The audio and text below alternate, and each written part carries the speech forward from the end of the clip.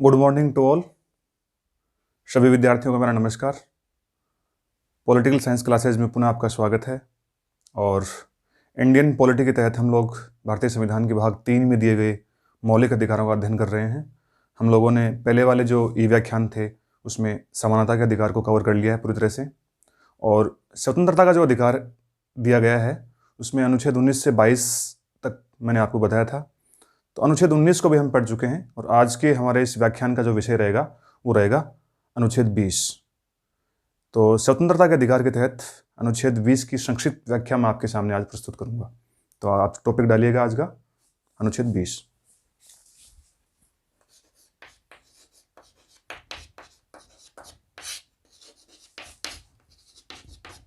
स्वतंत्रता का अधिकार मैं बता चुका हूं आपको, अनुच्छेद 19 से लेकर 22 तक में व्याप्त है। और आज का जो हमारा प्रकरण रहेगा वो रहेगा अनुच्छेद 20।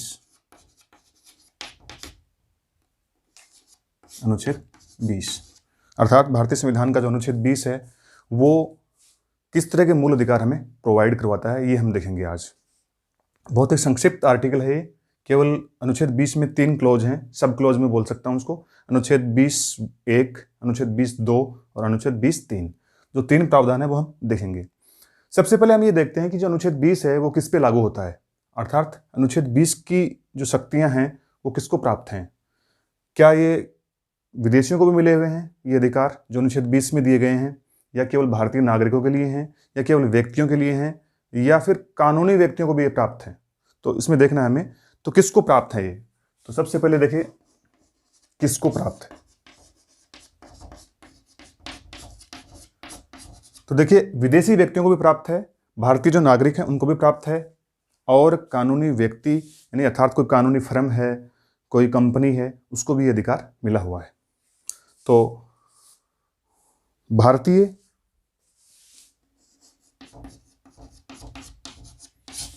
विदेशी और किसी भी कानूनी इकाई को भी ये अधिकार मिला हुआ है। ये महत्वपूर्ण है।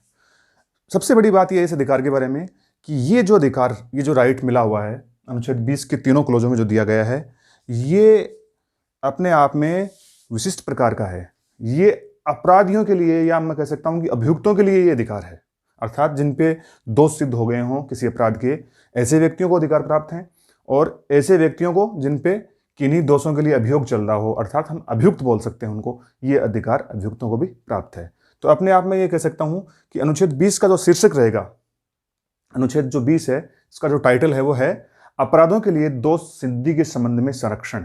इस अनुच्छेद का टाइटल है वो है अपराधों के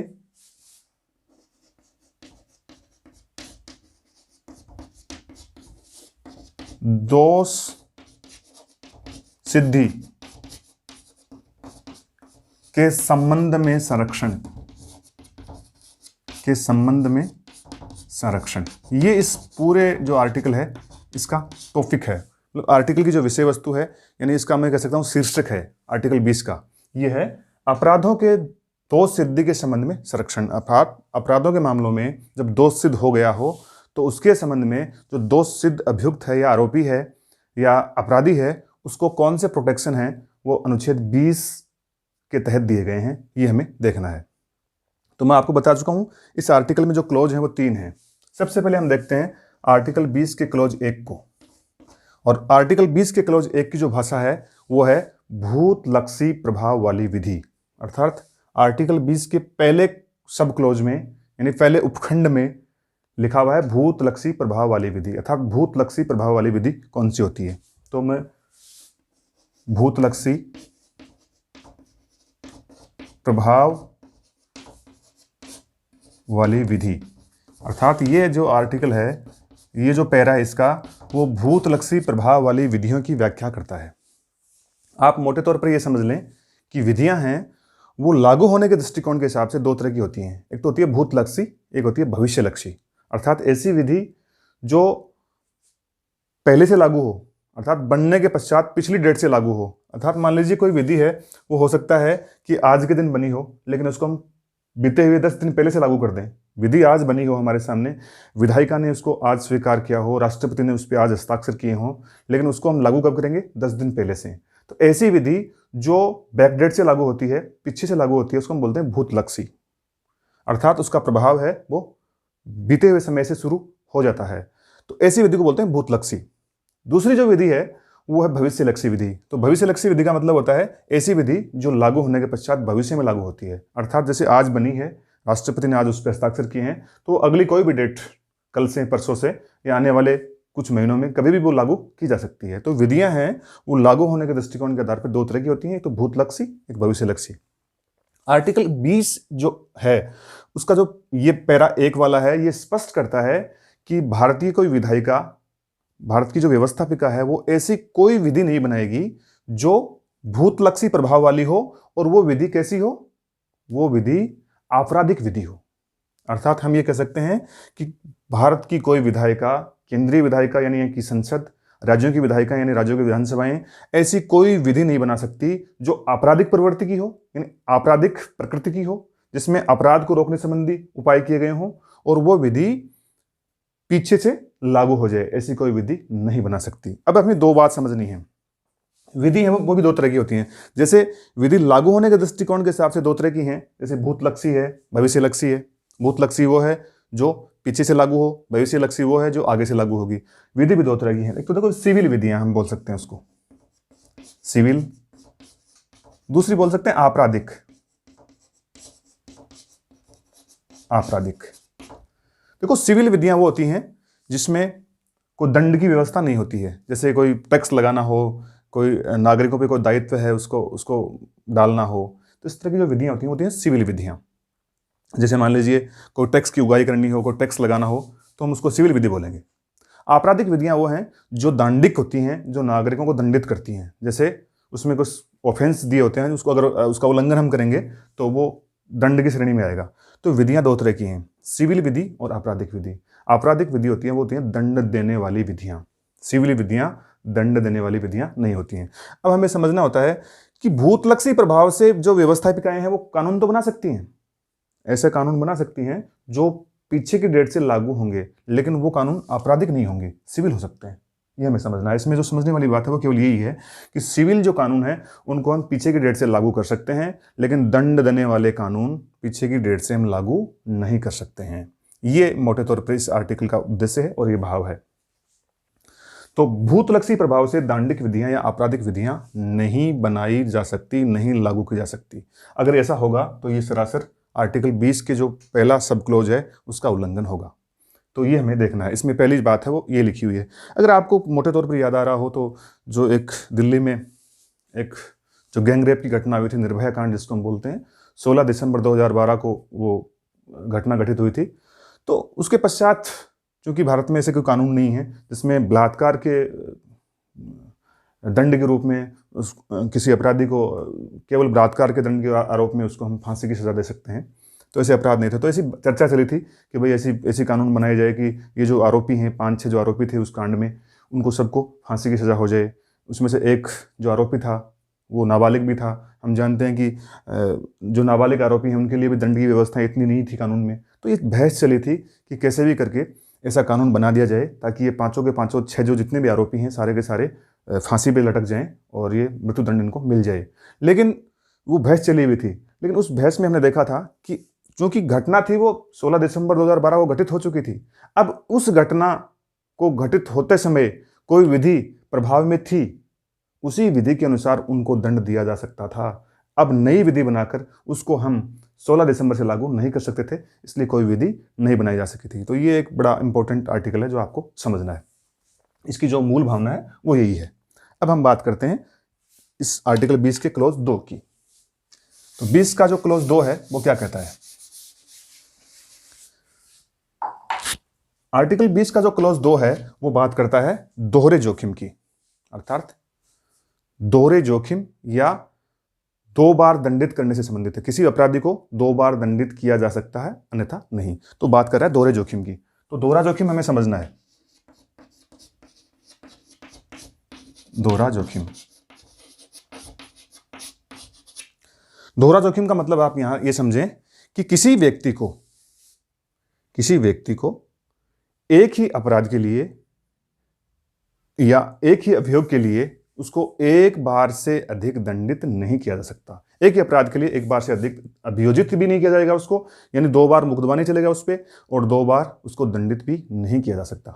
यानी व्यक्ति एक है और उसने कोई कृत्य किया है, कोई ऐसा आपराधिक कृत्य किया है, तो उसको केवल एक बार उस पर अभियोग चलेगा और एक बार ही उसको दंडित किया जाएगा। ऐसा नहीं हो कि विभिन्न स्तरों पर उसको दंडित करने की व्यवस्था रखी गई हो। लेकिन आपको ध्यान देना है, इसमें 2 बार दंडित होने से रोकता है ये जो सजा याफ्ता हैं या जो ऐसे आरोपी हैं जिनको ये मिल चुकी है, ये दंड मिल चुका है, उनको ये प्रोटेक्शन देता है कि वो केवल एक बार ही दंडित होंगे। हमें ध्यान देना है यहाँ पे, एक शब्द यहाँ पे संविधान में जो काम में आया वो आया शास्ति, एक आया कारावास। हम बहुत सारे मामलों में सुनते हैं कि किसी अपराधी को इतने रुपए शास्ति चुकानी होगी और इतने साल का कारावास दिया गया है। तो किसी अपराधी को जब दंड स्वरूप, कानून के उल्लंघन के स्वरूप, दंड स्वरूप उसको अगर मान लीजिए शास्ति के रूप में 500 रुपये जमा करवाने होते हैं, 500 रुपये का जुर्माना है और 2 साल का कारावास अगर है, तो हम ये नहीं कह सकते कि ये दोहरा दंड हो गया है, कि शास्ति भी हो गई है और कारावास भी हो गया है। ये दोहरा दंड नहीं है। हमें ध्यान देना है, शास्ति और कारावास चूंकि उस उपलब्ध कानून के अनुसार दंड का ही एक भाग थे, उसी दंड के लिए एक ही सजा का प्रावधान था, शास्ति भी थी और कारावास भी था। तो शास्ति और कारावास दोनों लगा सकते हैं हम लोग, तो उसको हम ये नहीं कहेंगे कि भाई दोहरा दंड मिल गया है उसको या डबल दंड मिल गया है। ठीक है, एक बात तो ये समझनी है इसमें। दूसरा देखो, ऐसा हो सकता है, एक तो प्रशासनिक दंड, एक आपराधिक दंड, ये 2 और समझने हमें। हो सकता है कि कोई ऐसा व्यक्ति हो जो किसी प्रशासनिक अभिकरण में, सरकारी सेवा में या राजकीय सेवा में सेवाएं दे रहा हो, तो वो व्यक्ति जो प्रशासनिक पद पर कर्तव्य निर्वहन कर रहा है, उसने ऐसा कोई अपराध कारित किया हो, उसने ऐसा कोई उल्लंघन, जो कानून है उसका उल्लंघन किया हो, जो मौजूद कानून है उसका उल्लंघन किया हो, तो उस व्यक्ति को क्या होगा, उस कानून के अनुसार आपराधिक दंड भी दिया जाएगा। ध्यान देना है अपने को, आपराधिक दंड मिलेगा। उसने हत्या करी है तो बाकायदा हत्या की जो जुर्म में जो अपराध, जो सजा उसको मिलनी चाहिए, वो नियत सजा है, वो उसको मिलेगी। साथ ही साथ उसका जो प्रशासनिक अभिकरण है, साथ उसका विभाग है, वो भी उस पर कार्रवाई कर सकता है, उसको सस्पेंड कर सकता है, उसको निलंबित कर सकता है, या उसकी जो जमा पूंजी है, जो फंड है उसका कर्मचारी का, उसमें से कुछ रुपए घटा सकता है। तो इस तरह के दंड हैं। अर्थात दंड आप देखेंगे 2 स्तरों पर मिला हुआ है, यानी प्रशासनिक अधिकारी है या प्रशासनिक कर्मचारी है तो उसका विभाग भी उसको दंडित कर रहा है, और उपलब्ध कानून का उल्लंघन करने के कारण न्यायपालिका भी उसको दंडित कर रही है। तो इसको भी हम दोहरा दंड नहीं मानेंगे। ठीक है, ये इसका 20(2) का जो प्रावधान है, इसमें इसको दोहरा दंड नहीं माना गया है, ये हमें समझना है।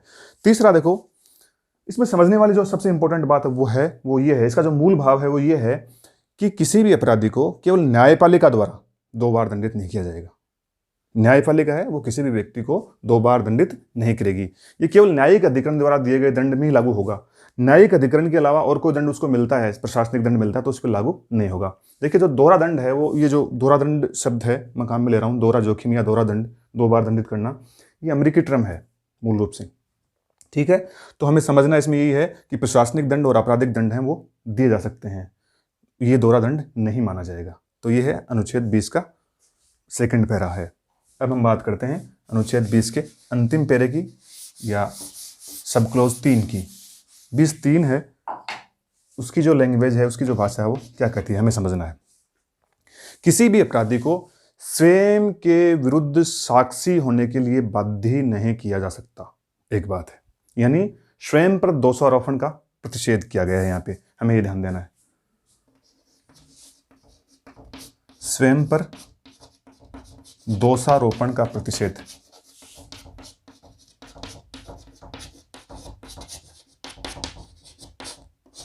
स्वयं पर दोषारोपण का प्रतिषेध अर्थात अगर मान लीजिए किसी अभियुक्त को पुलिस ने उसको अरेस्ट किया है और उससे पूछताछ करी है, और उस व्यक्ति ने स्वयं को ही ये मान लिया है, अपने विरुद्ध ही मान लिया कि मैंने इस कृत्य को कारित किया है और मैंने ये अनैतिक या कानून का उल्लंघन किया है, और वो स्वयं ये स्वीकार कर रहा है अपनी मर्जी से कि मैंने ये कार्य किया है, इसके बावजूद भी इसके बावजूद भी उसको वैध नहीं माना जा सकता जब तक कि ऐसे बयान वो मजिस्ट्रेट के सामने नहीं दे देता है। हो सकता है पुलिस के सामने उसने किसी दबाव से, किसी भय से, किसी शारीरिक दंड की भय से या और भी किसी भी तरह से टॉर्चर करने के कारण भी वो ये कह सकता है। तो हमें समझना है कि स्वयं पर दोषारोपण का प्रतिषेध, किसी भी अभियुक्त को खुद के खिलाफ गवाही देने से सुरक्षा दी गई है, ये हमें समझना है।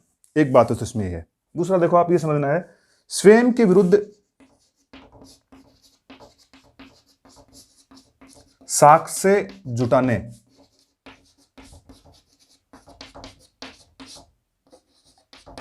का प्रतिषेध, यानी हम उसको स्वयं के विरुद्ध, उस अभियुक्त को या उस आरोपी को ये नहीं कह सकते कि वो जो उसने जो अपराध कारित किया है, जो जुर्म उसने किया है, उसके विरुद्ध हम उसको साक्ष्य या उसके साक्ष्य लाने के लिए उसको बाध्य नहीं कर सकते। ये जो मामला था, ये दस्तागीर बनाम मद्रासवाद एक मामला कोर्ट में पहुंचा था, दस्तागीर बनाम मद्रासवाद के नाम से। उसमें ये कोर्ट का फैसला आया था कि किसी भी अपराधी को, अभियुक्त को आप साक्ष्य प्रस्तुत करने के लिए बाध्य नहीं कर सकते। तो ये मूल इस संविधान का हिस्सा नहीं था, लेकिन अब ये 20 की क्लॉज 3 के साथ, यानी स्वयं पर दोषारोपण का प्रतिषेध के साथ ही पढ़ा जाएगा इसको, कि स्वयं के विरुद्ध साक्ष्य जुटाने का प्रतिषेध, अर्थात उसको हम साक्ष्य जुटाने के लिए विवश नहीं कर सकते। दो बात है। अब हम बात करते हैं, अगर आपने सुना हो तो जो अपराधी हैं उनको विभिन्न प्रकार के टेस्ट जो होते हैं, उन टेस्टों में सुप्रीम कोर्ट का एक फैसला आया था 2010 में, वो हमें ध्यान देना है। 2010 में सुप्रीम कोर्ट का फैसला यह आया था कि आप जो अपराधी हैं, जिन पे दोष सिद्ध हो चुका हो या जिन पे अभियोग चल रहा हो, उनके खिलाफ जो पॉलीग्राफ टेस्ट हैं, लाई डिटेक्टर टेस्ट हैं या नार्को टेस्ट हैं, जिनमें हम उनके शरीर में कुछ रसायन प्रविष्ट करवा के उनसे क्या सच उगलवाने का प्रयास करते हैं। अर्थात अभियुक्त जो है, अभियोगी जो है, उसके शरीर में कुछ रसायन डालते हैं या कुछ ऐसे मनोवैज्ञानिक टेस्ट होते हैं उसके साथ, और उसके पश्चात उसके बयान दर्ज किए जाते हैं। तो सुप्रीम कोर्ट ने यह कह दिया है कि नहीं, इसको हम वैध नहीं मानते हैं। ये भी अगर इस तरह से आप बयान लेकर, आप इंजेक्शन देकर या एक टेस्ट के माध्यम से या टॉर्चर के माध्यम से उसको जो वो गवाही दे रहा है वो स्वयं की विरुद्ध गवाही हो सकती है, और ये अनुच्छेद 20(3) का उल्लंघन है सीधा का सीधा। तो सुप्रीम कोर्ट ने इसको खारिज कर दिया। तो ये है आर्टिकल 20, जो मैं समझता हूँ आप ठीक से इसको समझ पाएंगे। धन्यवाद।